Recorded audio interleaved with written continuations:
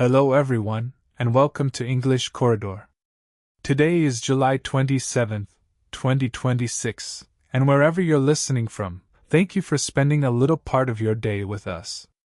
Take a deep breath, relax, and enjoy today's English story.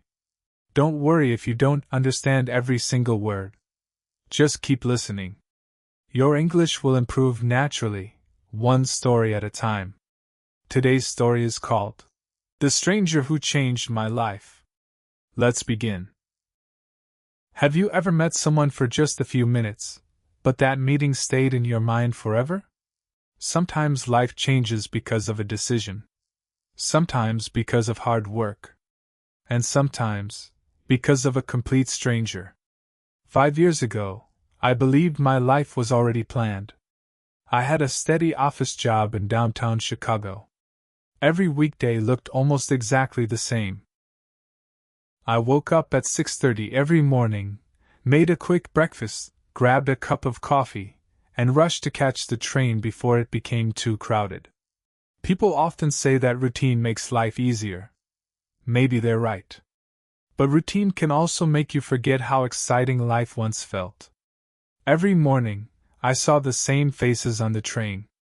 The young college student wearing large headphones. The elderly man reading a newspaper from the first page to the last. The woman who always smiled politely at everyone, even though nobody smiled back. None of us ever spoke. We were all living inside our own little worlds. At exactly 8 o'clock, I walked into the office building, greeted the security guard, took the elevator to the 12th floor, turned on my computer, checked my emails, attended meetings, answered phone calls, and repeated the same process until 5 in the afternoon. Then I went home. Day after day. Week after week. Month after month. One rainy Tuesday morning, everything changed. The sky was dark, and heavy rain covered the streets. Cars moved slowly through traffic while people hurried under umbrellas, trying not to get soaked. I was already running late. As I reached the train station, I realized I had forgotten my wallet at home. My heart immediately sank. Without my wallet, I couldn't buy a train ticket. I checked every pocket twice, hoping I had simply misplaced it. Nothing. I looked at the departure board. The next train would leave in less than 2 minutes. Going back home wasn't an option. Calling a taxi wasn't possible either.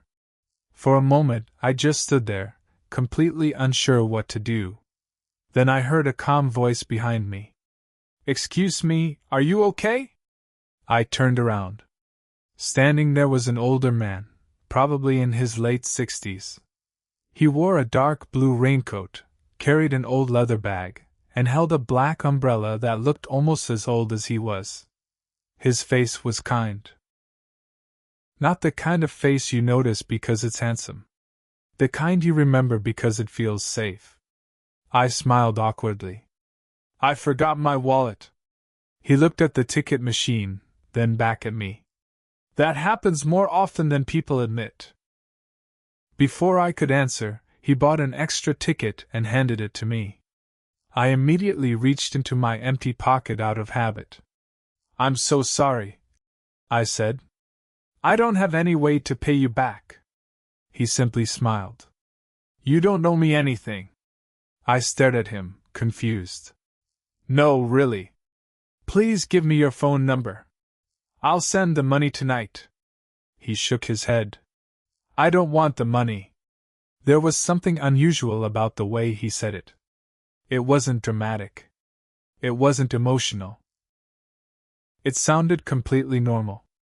As if helping someone without expecting anything in return was simply part of his everyday life. We boarded the train together. It was unusually quiet. Rain tapped gently against the windows while passengers stared at their phones. For several minutes neither of us spoke. Finally, he broke the silence. "What do you do for work?" I explained that I worked as a financial analyst. He nodded politely. "Do you enjoy it?" The question surprised me. Most people ask what you do. Very few ask whether you actually enjoy doing it. I laughed softly. I honestly don't know anymore. He looked out the window before saying something I'll never forget. Many people spend their entire lives climbing the wrong mountain. I frowned. What does that mean? He smiled. Success isn't reaching the top. It's discovering whether you're climbing the mountain you truly wanted in the first place. His words stayed with me. The train arrived downtown. As we stepped onto the platform, I thanked him once again. At least let me buy you a coffee. He checked his old wristwatch. I have time. We walked into a small coffee shop just across the street. It wasn't fancy. The tables were old. The walls needed fresh paint. The menu was surprisingly simple. But somehow, it felt peaceful. As we sat down with 2 cups of hot coffee, I realized something strange. I didn't even know his name. Yet talking with him already felt easier than talking with many people I'd known for years. I finally asked, "So, what's your name?" He smiled warmly. "My name is Daniel." Then he looked directly into my eyes and asked a question that made me completely silent. If today were the last normal day of your life, would you spend it exactly the way you're spending today? I opened my mouth to answer. But no words came out. Because for the first time in years, I wasn't sure what the honest answer was. Daniel didn't rush me. He simply took another sip of his coffee and waited. Silence can feel uncomfortable, but sometimes silence gives us the chance to hear thoughts we've been ignoring for years. Finally, I smiled and admitted the truth. I don't think I would. Daniel nodded as if he had expected that answer. That's more common than you think, he said. Most people don't dislike their lives. They just slowly stop living them. His words landed softly, but they stayed with me. For years I had blamed my job, my schedule, even the city I lived in. But maybe the problem wasn't where I was. Maybe it was that I had stopped asking myself what kind of life I actually wanted. Daniel looked around the little cafe before speaking again. Do you know why people love stories? I shrugged. Because they're entertaining? Sometimes, he replied with a smile. But mostly because stories remind us that change is possible. Every great story begins with an ordinary day. Then one small decision changes everything. I thought about that sentence for a long moment. One small decision. Could life really change that easily? Daniel reached into his leather bag and pulled out a small notebook. The cover was worn and faded, and dozens of pages were sticking out from the sides. I've carried this notebook for nearly 30 years, he said. What do you write in it? Questions.